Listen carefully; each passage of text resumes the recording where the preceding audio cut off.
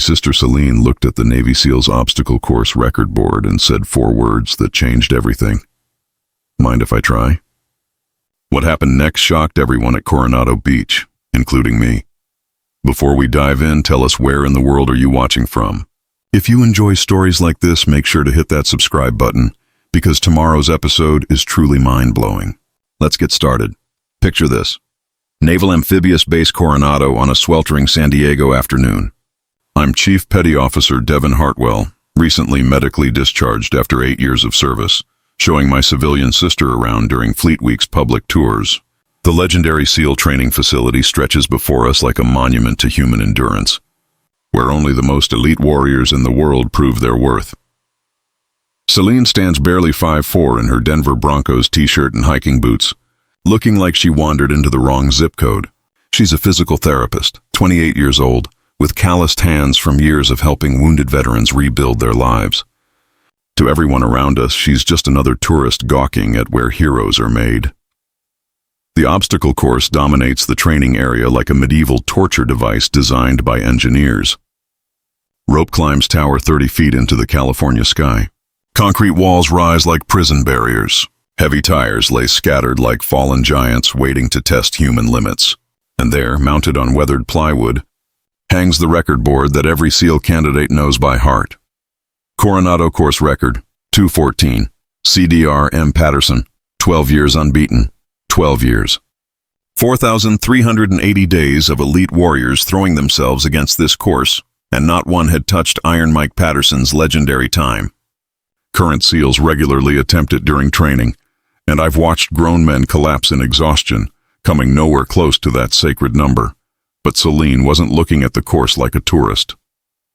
Her eyes moved across each obstacle with the same clinical precision she used when evaluating patients in her Denver clinic. She studied the rope climb, analyzed the tire sequence, measured the wall heights with her gaze. I recognized that look. It was the same expression she wore when diagnosing a complex injury. Breaking down impossible healing challenges into manageable components. Devin, she said quietly, never taking her eyes off the course. How long has that record really stood? 12 years, Celine, why? She tilted her head, watching a group of active SEALs demonstrate techniques for the gathered crowd. 3 of them attempted record runs while we watched. The first collapsed at the rope traverse. The second made it through but clocked 2:45. The third, a mountain of muscle who looked like he could bench press a truck, finished at 2:38, 24 seconds short of glory. That's when my sister, who our family had spent decades protecting from anything too challenging, who'd been told her whole life she was too small for real physical tests, turned to me with absolute calm and asked the question that would change everything. Mind if I try? To understand what happened that day, you need to know who Celine really was beneath everyone's assumptions. Growing up, our parents called her their gentle soul, while they called me their warrior. Dad, a Marine veteran himself, would ruffle her hair and say, "Devin's got the strength, but Celine's got the heart." It drove her crazy, but she never said anything. While I was training for boot camp, Celine was earning her doctorate in physical therapy, specializing in combat injuries. While I was deployed, she was rebuilding shattered warriors one muscle fiber at a time. Her Denver clinic had become legendary among wounded veterans. Guys who'd been told they'd never walk again were running marathons thanks to her innovative rehabilitation techniques. But our family still saw her as fragile. At Christmas dinners, Dad would still cut her meat. Mom would carry her suitcase upstairs. I'd automatically take the heavy groceries from her hands without asking. We treated her like she was made of glass, even though she spent 40 hours a week helping broken soldiers become whole again. The truth was, I was struggling more than she was. 6 months earlier, a training accident had shattered my ankle and ended my Navy career. While other guys my age were deploying to prove themselves, I was learning to walk without a limp. The doctors said I was lucky, but lucky felt like failure when you'd planned your whole life around serving your country. Celine had flown out from Denver to spend Fleet Week with me, partly for support, partly because she genuinely wanted to see where I'd trained. She'd never visited a military base before, and I wanted to show her the world that had defined me, even if I could no longer be part of it. As we walked through Coronado that afternoon, I pointed out landmarks with the pride of a tour guide and the bitterness of an exile. The grinder where I'd done countless push-ups. The pool where I'd nearly drowned during combat swimmer training. The obstacle course where I'd pushed my body beyond every limit I thought I had. This place made me who I am, I told her as we approached the demonstration area. Who you were, she corrected gently. You're still figuring out who you are now. I was about to argue when the crowd gathered around the course caught our attention. Active SEALs were running demonstration attempts for visiting dignitaries, their movements poetry in motion, their failures noble defeats against an impossible standard. That's when Celine stopped walking and started studying the course like a puzzle she intended to solve. Master Chief Rodriguez commanded the demonstration, with the authority of a man who'd seen thousands of warriors test themselves against this course. His weathered face told stories of decades spent forging elite fighters, and his voice carried across the training area like a battle drum. Ladies and gentlemen, what you're seeing is the Coronado Obstacle Course, he announced to our tour group of about 40 people.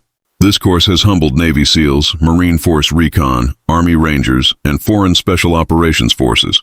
The record you see on that board has stood unbroken for 12 years, set by Commander Mike Patterson, who now trains Olympic athletes. 3 active SEALs stepped forward to demonstrate. The first, Petty Officer Johnson, attacked the course with raw power, muscles straining against every obstacle. He made it look brutal and exhausting, finishing at 2:52. The second, a lean machine named Petty Officer Davis, moved with calculated precision but still clocked 2:41. The third, a giant named Chief Martinez who looked like he could deadlift a car, powered through with impressive strength but crossed at 2:38. Each attempt drew respectful applause from the crowd. These were elite warriors performing at levels that would destroy ordinary humans, yet none came close to touching Patterson's mythical 2:14. That's when Celine raised her hand like she was back in college. Master Chief, mind if I try? The question hit the crowd like a physical force. Conversation stopped mid-sentence. A few people chuckled nervously, thinking they'd misheard. Rodriguez looked genuinely confused, scanning the crowd to see who'd spoken. Ma'am, I'm sorry, what did you say? I asked if I could attempt the course. Lieutenant Commander Hayes, who'd been observing from the sidelines, stepped forward with a condescending smile. Miss, this isn't American Ninja Warrior. This course is designed to test warriors who've trained their entire adult lives for combat. I understand the physical requirements, Celine replied calmly. I'm a doctor of physical therapy. I specialize in combat injury rehabilitation. Hayes' smile widened. Well, doctor, maybe you'd be more comfortable trying our junior course instead. It's much more appropriate for civilians. The crowd's nervous laughter felt like acid in my stomach. I'd heard that tone before, the same dismissive voice that had followed Celine through childhood, through high school sports tryouts, through every moment when she dared to reach beyond what others thought she could handle. But instead of backing down like she used to, Celine stepped closer to the course, her eyes never leaving the obstacles. Master Chief Rodriguez, she said, her voice steady as surgical steel. I'm not asking to join the SEALs. I'm asking for one attempt at an obstacle course. I think I can beat that record. The silence stretched like a held breath until a gravelly voice cut through the tension from behind us. Doc Hartwell? Is that you? Chief Boatswain's mate Torres emerged from the crowd, a weathered man in his 50s with scars mapping his forearms and recognition lighting his eyes. He'd been observing from the back, probably assessing the demonstration for training purposes. Chief Torres, Celine smiled genuinely for the first time that afternoon. How's that shoulder treating you? Like $1 million thanks to you. Boys, he addressed the other SEALs. This lady got half my platoon walking again after that IED incident in Kandahar. If Doc Hartwell wants to run this course, she's earned the right. Master Chief Rodriguez studied Torres with newfound interest. You know her professionally? She rebuilt my rotator cuff when 3 other doctors said I was done. She also got Sergeant Martinez running again after his leg got shredded, and she had Corman Johnson back to full duty when his back was destroyed. This woman understands warrior bodies better than most warriors understand themselves. Lieutenant Commander Hayes stepped forward, clearly annoyed. Chief, with all due respect, physical therapy and obstacle courses are completely different skill sets. That's when something shifted in Celine's posture. She walked to the starting line and began examining each obstacle with clinical precision, her movements deliberate and analytical. She studied the rope climb technique the SEALs had used, noting inefficiencies. She analyzed the tire sequence, calculating optimal body mechanics. At the wall climb, she measured distances with her eyes like she was planning surgery. "You're all approaching this wrong," she said, loud enough for everyone to hear. "You're powering through each obstacle individually instead of creating flow between them. You're fighting the course instead of working with it." She turned back to Master Chief Rodriguez. "In my clinic, I teach patients that the human body is designed for efficient movement, not brute force. Every day I watch people overcome physical limitations they thought were impossible. Today I want to find out what I'm truly capable of." Rodriguez looked at Torres, then at the crowd of expectant faces, then at Hayes, who was clearly opposed. Finally, his military practicality won out. "All right, doctor. Full safety protocols, medical waiver, and you get one attempt. But understand, this isn't just about speed. This course will test every fiber of your being." Celine began removing her jacket, revealing the lean, defined arms of someone who'd spent years demonstrating proper movement to recovering warriors. "Master Chief," she said, stretching her shoulders, "that's exactly what I'm counting on." Master Chief Rodriguez raised his stopwatch. "On my mark, 3, 2, 1, go." Celine exploded forward with a fluidity that caught everyone off guard. While the SEALs had attacked the 30-foot rope climb with pure upper body strength, she used her legs to grip and push, her gymnastic background evident in every efficient movement. She scaled it like she was born to climb, reaching the top in half the time it had taken Chief Martinez. The tire sequence became poetry in motion. Instead of the SEALs' exhausting lifting and flipping technique, Celine used momentum and leverage, rolling each massive tire with calculated precision. Her smaller frame meant less weight to move, and she maintained speed while the previous runners had burned themselves out. "Holy hell," someone whispered from the crowd. "She's flying through this." At the concrete wall climb, where brute strength typically ruled, Celine's approach shocked everyone. She hit the wall at a run, used her momentum to leap higher than seemed possible, then pulled herself over with movements so smooth they looked effortless. The same obstacle that had slowed every SEAL became a launching pad. The crowd's murmurs turned to genuine cheers. SEALs who'd been watching with amused skepticism now stopped their own training to witness something unprecedented. Cell phones appeared as spectators realized they were watching history. The rope traverse, where 2 of the 3 demonstration SEALs had failed completely, showcased 5 years of patient rehabilitation work. Her movements were controlled, methodical, efficient, every technique she'd taught to wounded warriors recovering. Their strength was now deployed at maximum speed. "She's ahead of record pace!" someone shouted. Rodriguez's eyes stayed glued to his stopwatch, disbelief written across his weathered face. Torres was grinning like a proud father. Even Hayes had stopped talking, his mouth hanging open. The cargo net, typically a speed killer, became Celine's final showcase. Her gymnastic precision turned the obstacle into a dance, each hand and foot placement calculated for maximum efficiency. She moved across it like spider silk made human.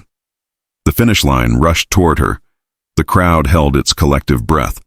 Rodriguez's finger hovered over the stopwatch button. Celine crossed the line and immediately checked the timer herself, her chest heaving but her expression focused. 2 minutes, 8 seconds. Rodriguez announced, his voice barely above a whisper, then louder, with growing amazement.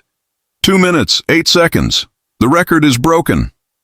The silence lasted exactly 1 heartbeat before erupting into chaos.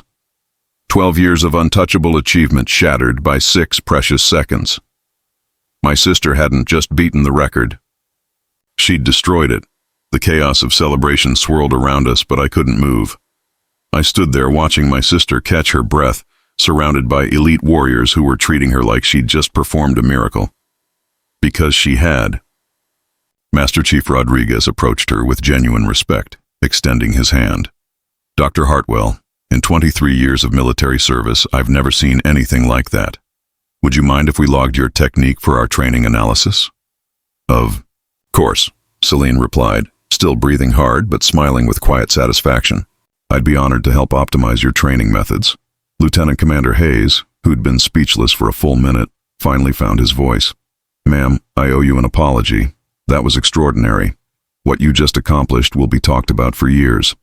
Chief Torres was practically bouncing with excitement. "Doc, you just became a Coronado legend. 12 years from now, when some hotshot thinks they can beat this record, we'll tell them about the day Dr. Celine Hartwell showed up and redefined what's possible." But through all the congratulations and disbelief, my sister's eyes found mine. She walked over, sweat still glistening on her forehead, and I realized I had tears streaming down my face. "Devin, what's wrong?" "Nothing's wrong," I managed to say. "Everything's right. Celine, I've been an idiot. I spent so many years trying to protect you from challenges. I never realized you didn't need protecting. You were already fighting battles I couldn't even see, winning wars I never knew existed." She placed her hand on my shoulder with the same gentle strength she'd just used to demolish an impossible record. "Devin, I didn't break this record to prove anything to the SEALs or to show up my big brother. I broke it to prove something. To myself, and maybe to show every person who's been told they're not enough that strength comes in forms we don't always recognize." 6 months later, Celine's name still sits at the top of that record board. She's been invited to consult with SEAL training programs, helping them understand that efficiency beats power every time. More importantly, she helped me understand that my medical discharge wasn't the end of my service. It was preparation for supporting warriors who fight different kinds of battles. That day at Coronado, my sister didn't just break a 12-year record. She broke my assumptions about what strength looks like. Sometimes the person you think needs protecting is actually the one who's been protecting everyone else all along. We all have someone in our lives whose strength we underestimate. Maybe it's time to ask ourselves, who have we been underestimating, and what records might they be ready to break?